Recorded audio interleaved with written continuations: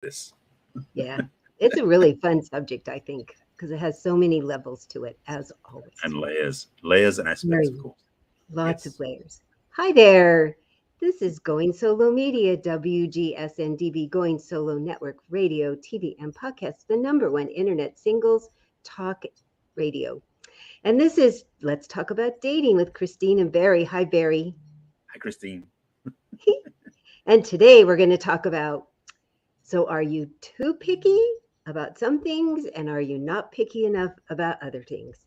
And how to figure that out, and how to get somewhere in the middle, right? It's funny we said that was immediately thought was this to be or not to be? That is the Ah, question. it's kind of sound that way, huh? It does sound that way, yeah.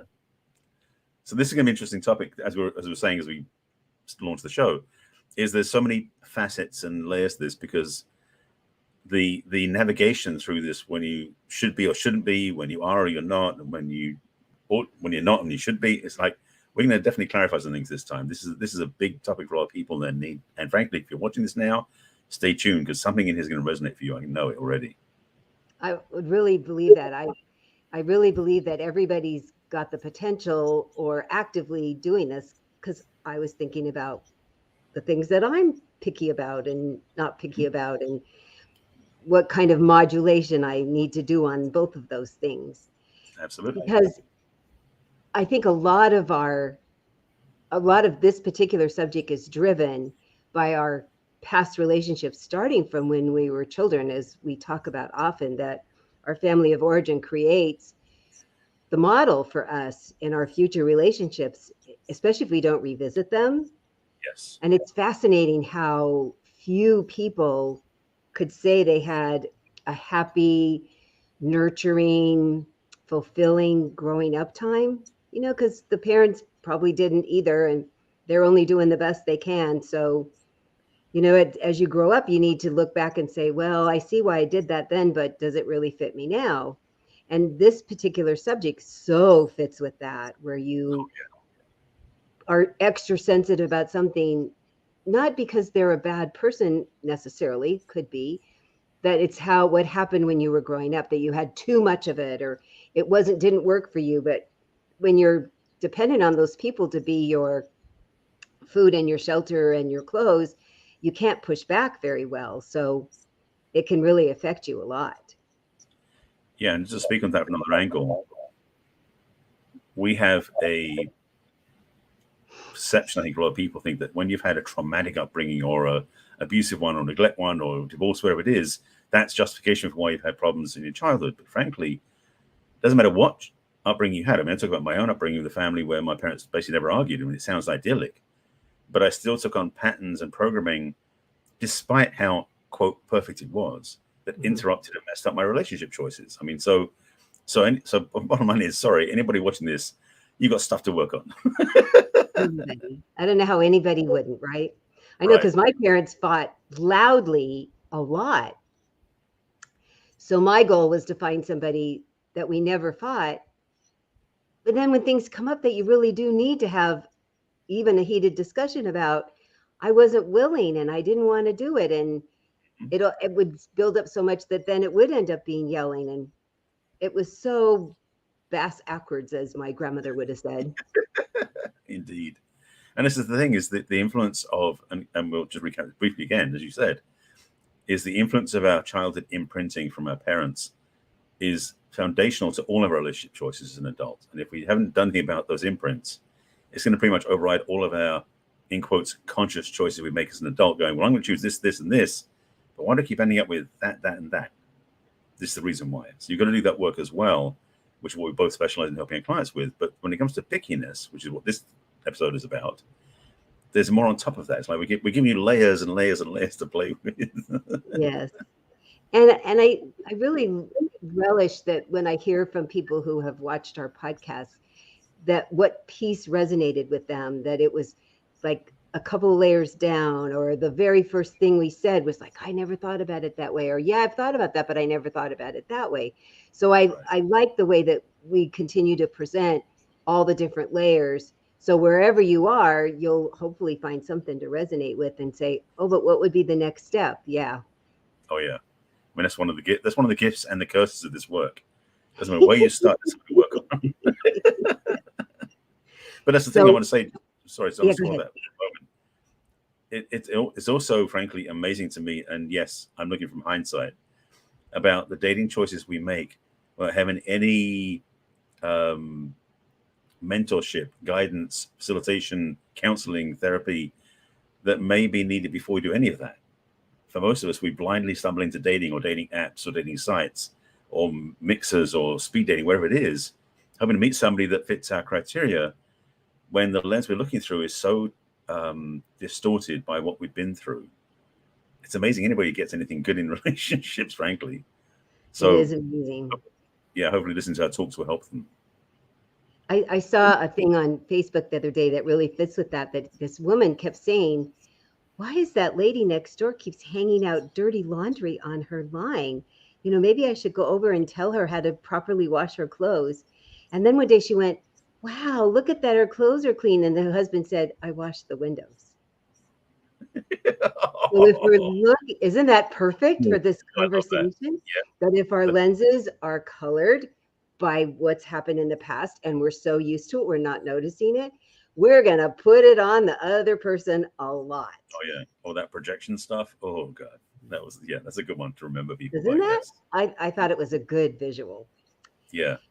So as we often do, we talk about our personal experience and be transparent. So when I thought about this subject, I thought, okay, the thing that I'm really picky about is manners. I mean, I've even told men that manners make me hot. I like manners. Manners speak loudly to me. I love having the door open. I love the chair pulled out. I love please and thank you. It just really speaks to me. And I know that I can be kind of over the top about it. And I was The stick in visited. the Well, I had a good example the other day. I was talking to the very nice man on the phone, super nice, really interesting. I think I have a cat hair.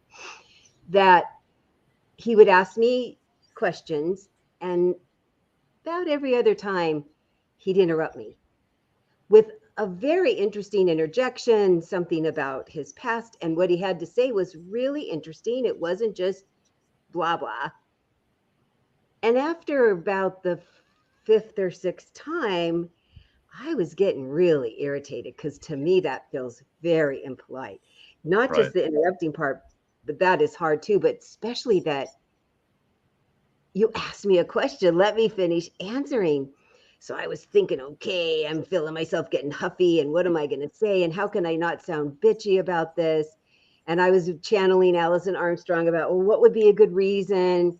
And I've had men tell me, gosh, you have this really great voice, and I kind of get all swept up in it, and I get a little intimidated by what you do. And so I decided to give him grace about being nervous. So a couple times I said, so after he finished what he had to say, I'd love to finish telling you what I was to answer your question. He's like, oh yeah, please do. And then he'd be quiet the whole time I'd talk. And then it'd go on a little bit more and he'd interrupt again. So I'd wait and I'd say, and would love to finish, and he goes, oh. And so then he finally said that he was nervous. He goes, I'm really nervous and I'm so sorry. So wasn't that so sweet? So he wasn't being impolite. He really didn't intend it at all. And I said, okay, I will meet him in person. We're going to have lunch next week. But because this is such a big thing to me, I could have just written him off and said poo on him and never talked to me again. So then my not picky enough, I'm going to be so transparent. I've learned a timbre of voice. I can't even completely explain it to you. And it doesn't happen very often, but I'm just, wow, when they have this special way of speaking, articulating, the resonating in their chest. I don't know what it is. It's kind of like a suit to me because I have the thing about suits. So I have to be more picky about that because I'm like, oh, but they have that voice. But Christine, are they a good person? But they have that voice. I mean, that teenager in me is really loud about that voice. So those are the things that I find that I have to have a little more modulation about and a little more kindness to me and kindness to them. So those are my too picky and not picky enough things that I am been still to this day, I work on it. Well, a couple of things I want to say before I get to mine. One of which is that the thing about having a thing for that timbre of voice is it's also important to listen to what they're saying, not just the sound of their voice. So it's key. Obviously, you know that one as well. Oh. Second one, though, is that you said at the beginning about manners make you hot. That's a great profile title. I should add that to my profile, right? It's going to get attention. I love that. It just stands out. So that just had me cracking up when you said that. But I'll speak for myself. I actually went out on my date Saturday night. This woman I'd already met. We had coffee together first. So we had a pre-date and we went on a real date on Saturday night. It was wonderful. A really nice time, great conversation. And the thing about that being, and it's interesting because it's like I have certain pre-qualifiers because I'm being very particular. As you and I both know, we talk about the work we do. And it's funny, I'm actually in a Telegram conversation right now because there's been a complaint voiced today by several people in the group who are single, that when they go on the dating apps and they put down what they do, matchmaker, relationship coach, dating expert, whatever it is, hypnotherapist, the challenges we get back, and I get the same thing, it's like people will judge us as being too smart for them, sort of thing, like we're going to be too knowing about what they're about, so we'll see all their problems. And like, well, yeah, that's the trouble with us. That's trouble for us when we're dating, frankly. So we're cracking up in the group about that. So that was one of the things that my date Saturday was so wonderful because she and I met through a Facebook group that's for we're actually in a ethical sales program together. We work, and that's where we met. And she said she was so surprised at us rep because when she was in the Zoom meetings, she had no makeup on. She was emotional. She was all of this stuff. And when we get together, she was dressed up, and I'm like, whoa, because I had not seen her that way. I saw her as she naturally was. So I was very pleased about that. So anyway, so we're getting together. But one of the reasons I'm enjoying her company is because she, in her work, parallels a lot of what I do differently, but a lot of what I do. So first of all, the stuff she knows, I'm like, good, she knows this. So I can let go of that. Like, does she know this stuff? The second part is that we can have conversations that really overlap and really go deep because we both have different perspectives. And so for me, that's the in between too picky and not picky enough that really works for me. But then on the other side of the coin, one of my too picky things that comes up, and I'm working on that one because I had scheduled the restaurant and the reservation and picking her up a little bit too accurately, and she was running a little bit late. And so part of me started to get a little bit testy on it.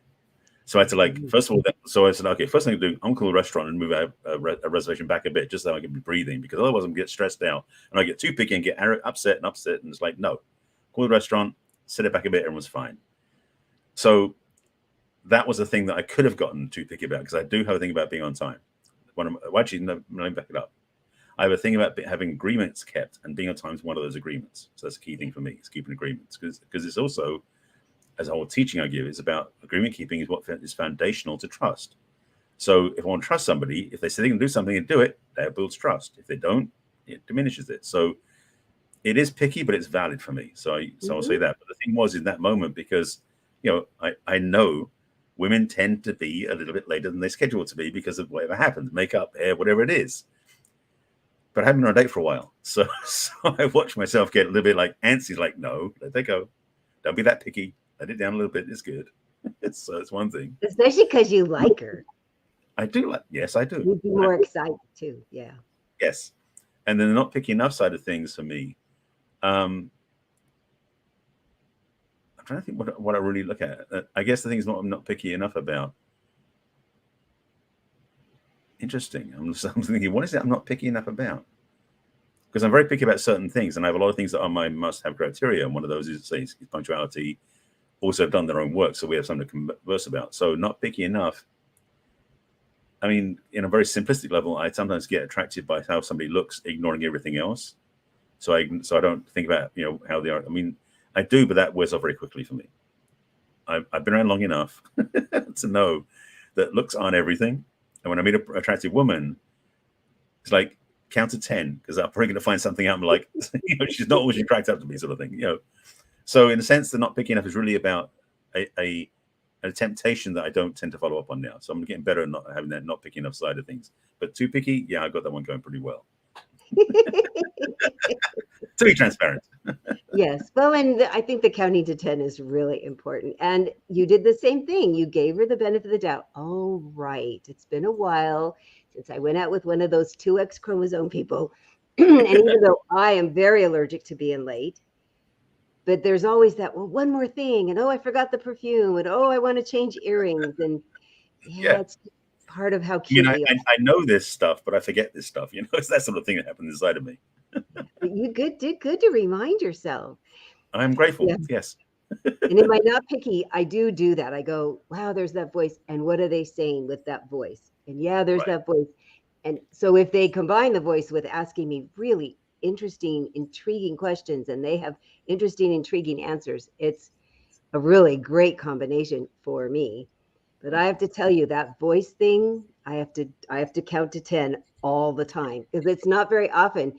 But Right. it's often enough I go, oh, I really like that part of a voice. It's so funny. We all have our thing, right? We all have our little weak spot, and that's mine. Yeah. So, So go ahead.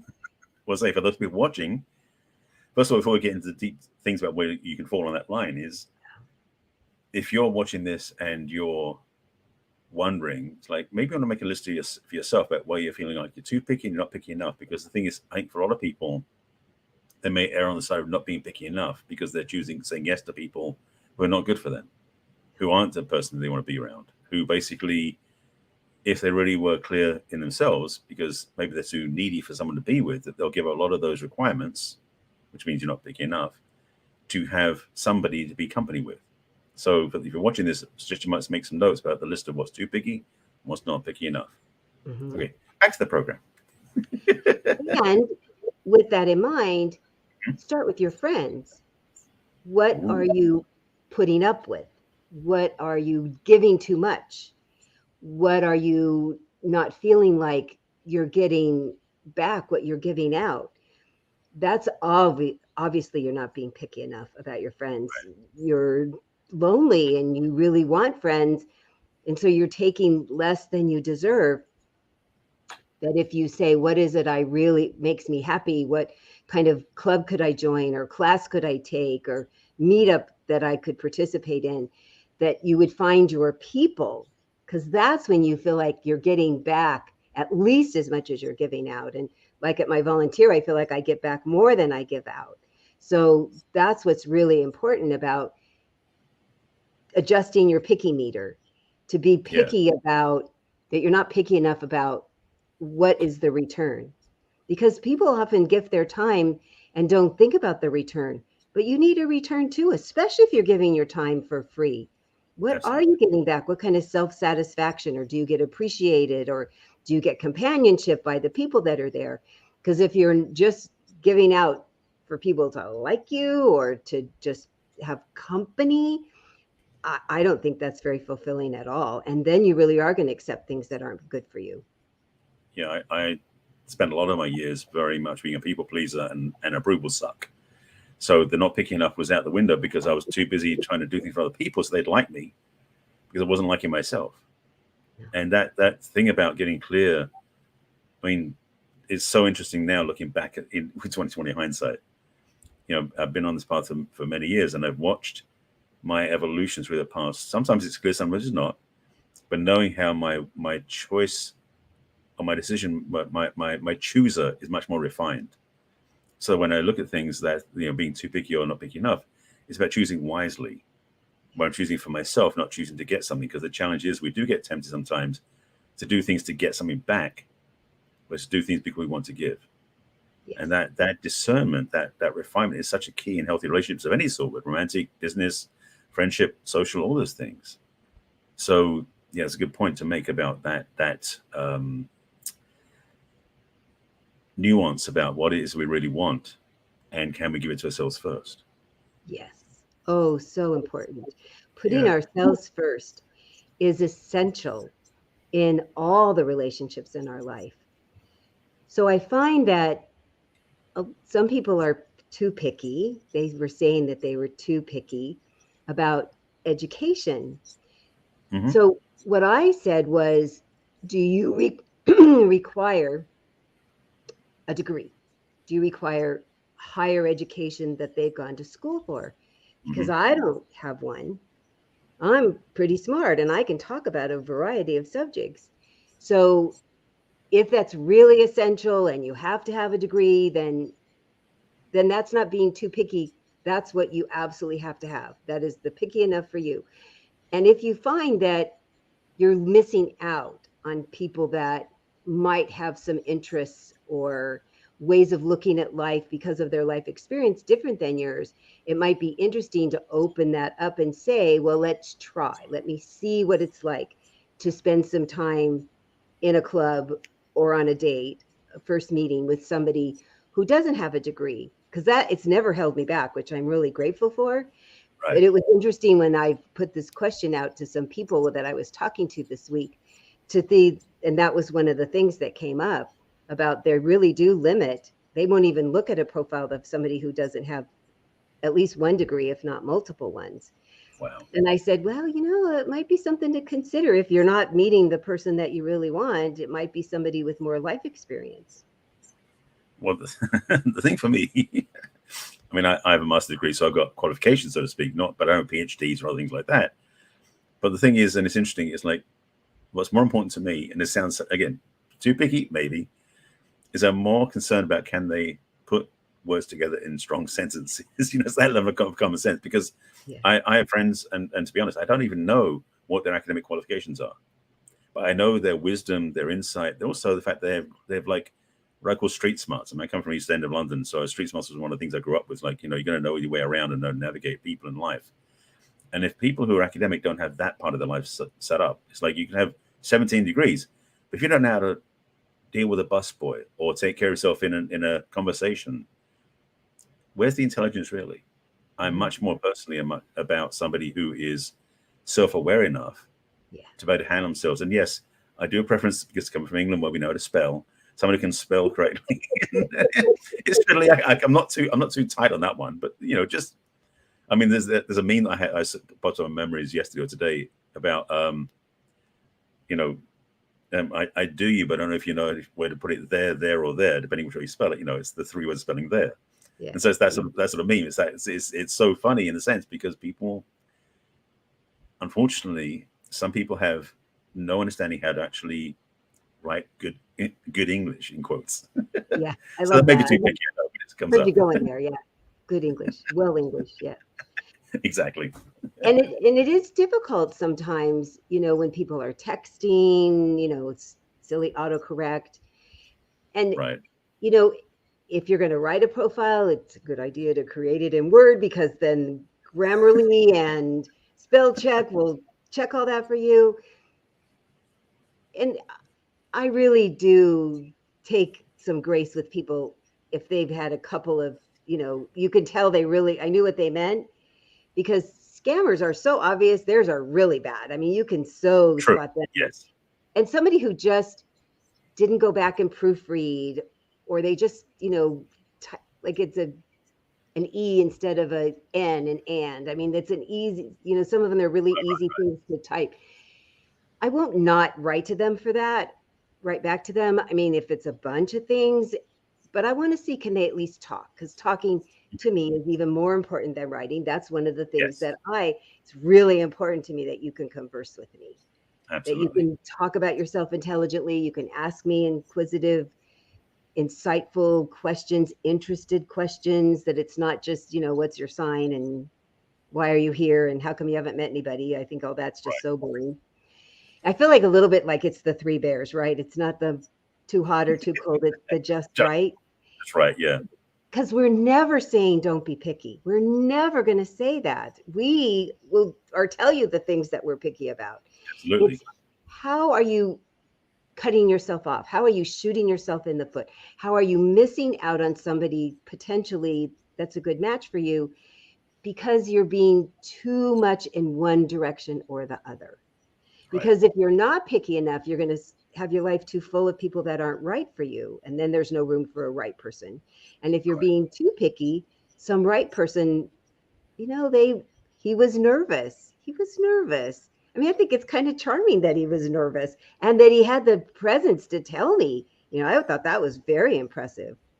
Well, that's the thing, is the fact that he admitted that provides a sense of vulnerability and transparency that will probably, I mean, it probably endeared him more to you, which you said. And that's the key. Is the thing is, yes, if we, for anybody watching this, I'm going to myself, where I sort of get on a role of trying to make up for something or fix something or avoid something, and then finally going, fine, here's what I tried to do. I messed it up. My apologies, sort of thing. Just be honest. Yeah. And the person goes, oh, thank you for telling me. So much easier now. So that sort of simplicity is so key. The thing I was going to say about profiles for a second, what they write in the profile is less important to me oftentimes, because I'm a visual, being a man, I'm very visual, is the pictures they put in their profile too.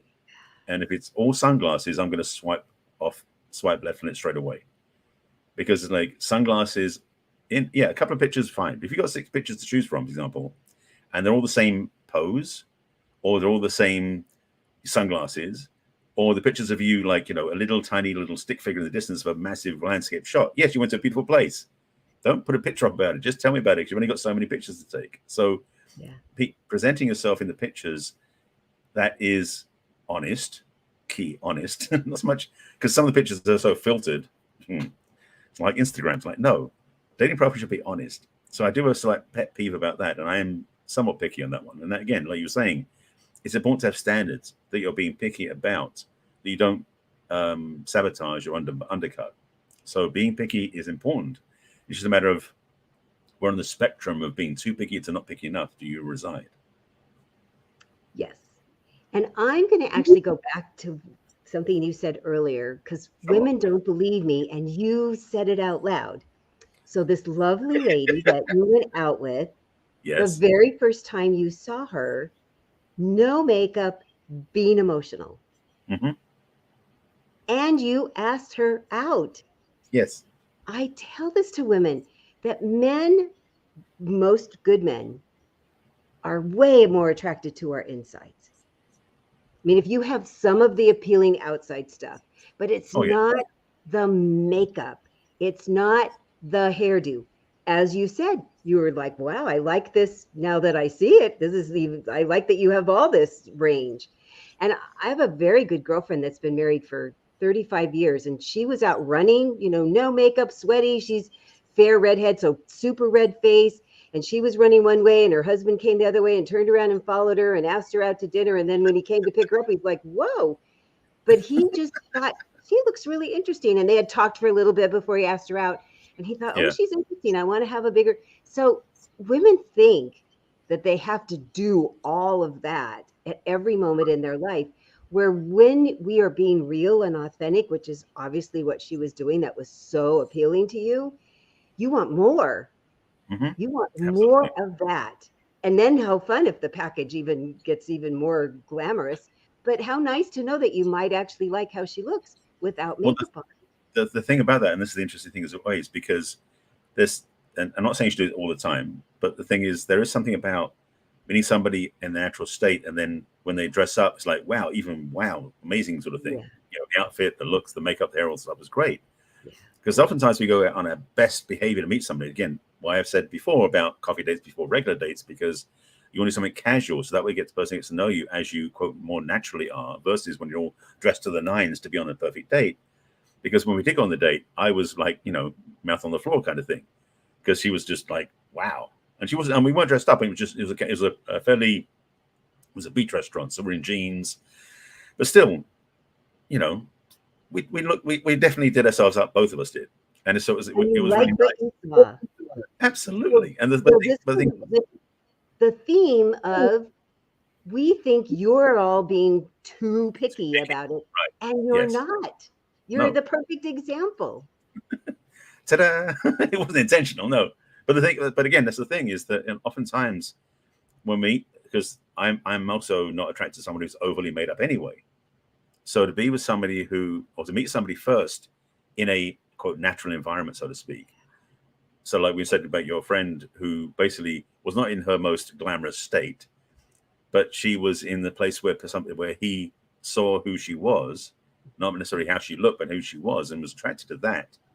That's a foundation for healthy relationships of any sort, especially romantic ones, because when you see the person who they really are, because let's be transparent, after sex, most people don't look that attractive because your makeup's all worn out, worn off and you're sweating and everything else.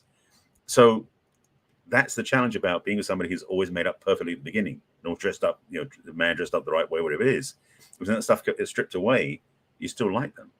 Mm-hmm. And that's the challenge. Is sometimes we're so attached to the outside that when the inside is revealed or the outside is taken away, that the packaging or the perfect makeup, the hair, the looks, the outfits, the clothing, then the attraction disappears. Mm-hmm. So to ideally get to know somebody first when it's more informal or natural, so to speak, that's then if you like what you see there, anything on top of that is gravy. Mm-hmm. And certainly the first few times I saw my late husband, I did the normal get ready thing.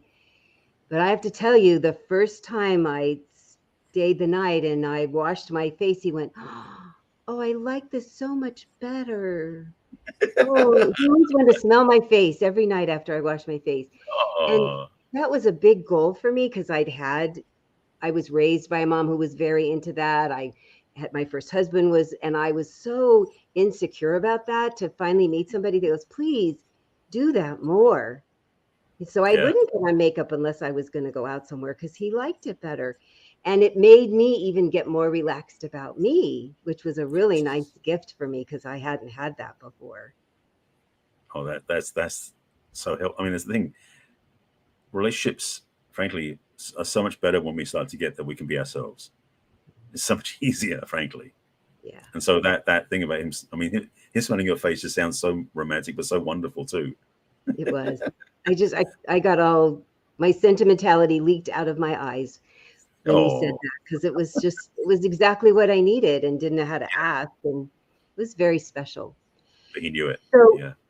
I was being very picky about how perfectly I was groomed and coiffed with every time I was out with somebody, and I learned I don't always wash my hair every day. I stick a hat on. I take a shower for sure, sometimes twice a day because it's been so darn hot. But I don't have to be perfect anymore. And I think I was, for myself, being too picky about that because it made me kind of rigid and kind of tense. And I couldn't feel as all of my authenticity. That's a part of me, but I couldn't be the relaxed side of me too. So I think when we're looking at the picky and not picky enough, that how are you treating yourself as well as looking at the people that are outside of you, being too picky or not picky enough. Well, actually, I would say another way is how picky are you about how you're being seen? Yeah.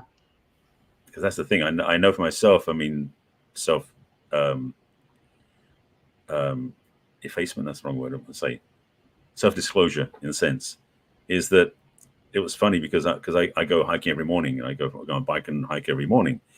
And I've gotten into the habit, especially when it's colder, where I put leggings on underneath my shorts because it was warmer.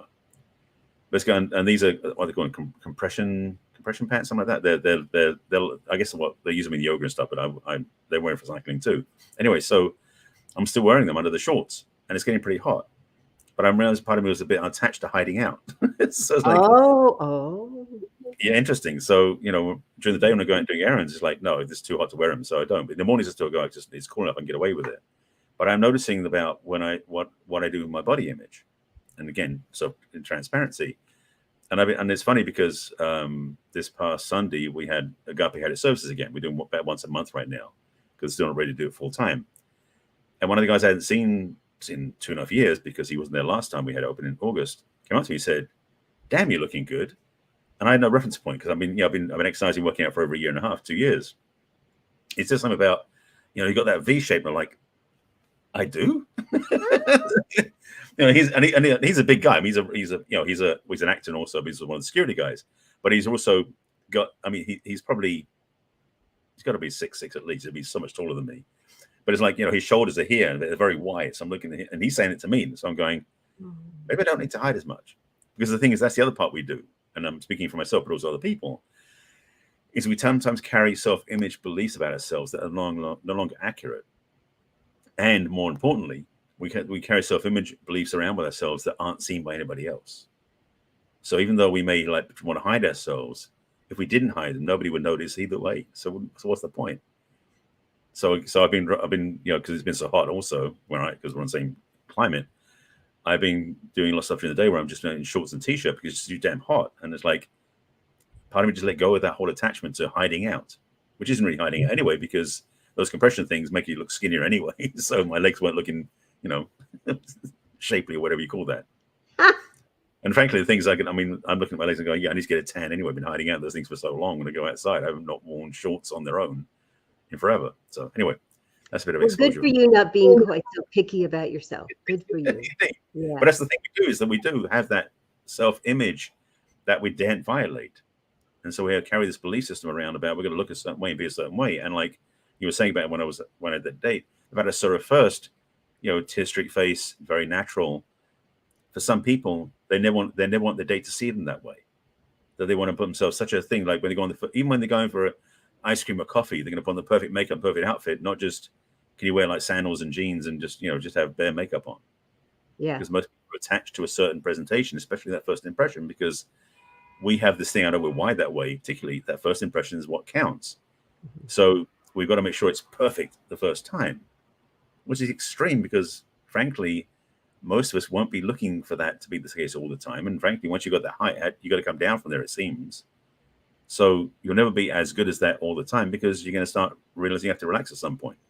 You don't hold your breath for so long. Yeah, that's a good point. And if it's somebody that my first husband, we were at home having dinner and I'd finished eating and he goes, you need lipstick on. Because that's how I was raised. So I accepted it. But I learned later that was very mean and I didn't stay because of that, one of many reasons. So if in fact you are putting this on yourself and now you're attracting people like that, is that really how you want to live your whole life? I mean, really, I did on some dates. I would get up and put makeup on because I didn't want to wake up in the morning without makeup. I did that thing really early in my dating because you hear what I was married to. Right. So to learn that I don't want people that feel that way. So I need to stop feeling that way. So stop being so rigid and picky about myself so that then I can be more open about who I want to be with that likes all of me with and without makeup, tired and wide awake and have to lay on the couch and read for this day. And the next day I got tons of energy. I mean, to the wide range that if you're too far on the scale and too rigid on so many things, then who's going to ever measure up? And how would you even measure up to your own list? Right. Yeah, it's like, and that's the thing. And what you said there, that's not key, but it's what you said about your first marriage and how much it paralleled what you were raised with, that sort of perfection looking things. You never could like let your hair out, so to speak, lay your hair down, just like relax. And so I'm glad you changed your wiring, so you don't have to do that anymore. But true for all of us, when we can start to disengage those voices inside that have been telling us the way we should be to fit in, boy, the pickiness can dissipate so quickly. And the same way for the people that we're meeting, our friends and romantic relationships, that if we stop being quite so hard on ourselves, we might not be quite as hard on them. Mm-hmm. And I'm going to say again, of course you're going to be picky. We all have our things that we can't accept. They have to be nice. They have to be nice in my life. I can't have somebody that's not a nice person. And so I will never give on that. And I would never even say it's too picky. It's a mandatory piece to be in my life on a full-time basis. You can't be a mean person. You can't stay around.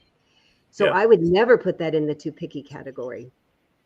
But certainly this thing about manners, I need to have a little bit of a scale about that.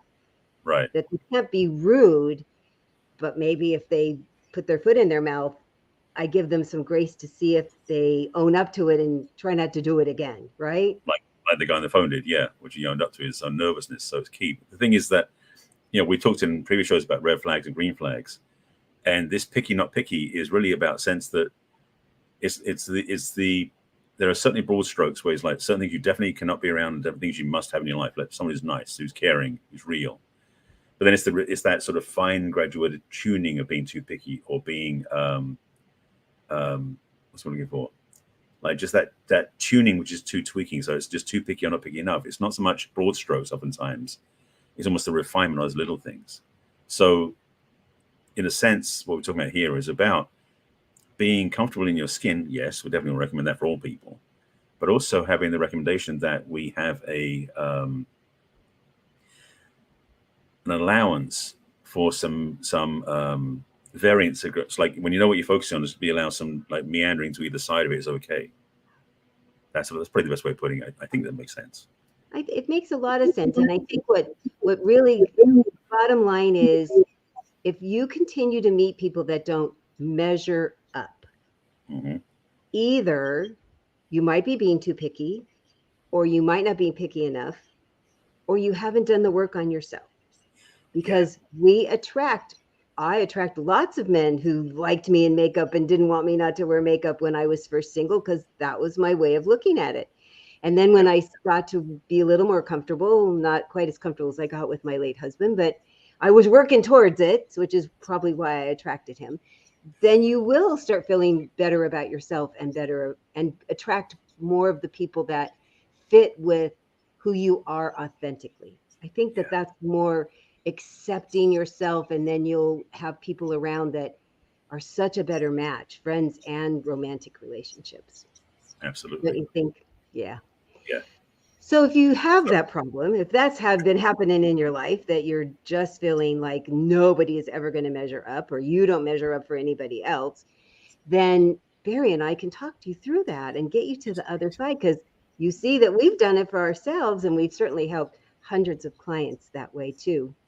So if you'd like to talk to me, you can go to my website, which is www.theperfectcatch.com, and click on What's Holding You Back from Love. And then we can have a complimentary conversation to get to the bottom of what's been holding you back. You can also reach me personally on my email, which is Christine@theperfectcatch.com. And you can watch my podcast with Barry and my personal Facebook Lives and all my other newsletters from the past on Facebook and YouTube and Instagram and Twitter and LinkedIn. And now I forgot the last one. Pinterest. Thank you. The one that's most unlikely, the one that we might have least attention to. It's so interesting because people really do find us there. It's really kind of interesting. And many put more effort into how they can find you. Sure. So my website is my name, so much as all my social media is, which I'll get to. So my website, which is barryselby.com, you can definitely browse my offerings and my book and other things on my website. On the front page of my website, there's a link at the top to set up a discovery session with me. And at the bottom of the page, you can join my email list if you just want to skip straight to get on my email list. Because each week I do send out the replay of this show to everybody on my email list, which they love because the open rate is very high, which is wonderful. Mm-hmm. If you have a question you want to send me, you can just email at barry@barryselby.com. And on social media, these videos also go on my YouTube channel where I have 1,500 plus videos there now. So you want to follow me on YouTube, or should say, what's the word? Subscribe to me on YouTube, which is youtube.com/Barry Selby. But I'm also Barry Selby on Facebook, on LinkedIn, Twitter, Clubhouse, TikTok, Pinterest. But on Instagram, I'm the real Barry Selby, because of my redone account now. And if you want some more help, reach out to us. Either one of us. We have, as I said, discovery sessions and lots of offerings, and we're here to help you. So reach out. Yes. And we're here every week on Thursdays from 1 to 2 Western time, Pacific time, and 4 o'clock Eastern time, and all the times in between. And we love to get your comments. We're happy to have you interact with us. Please share this video with your friends who are frustrated with their dating life. Maybe they're feeling like they don't know how to not be too picky or picky enough. I think that that's an equal problem for everybody. And we'll be back next week with another scintillating conversation. Scintillating. We'll see you then. Take care. Bye.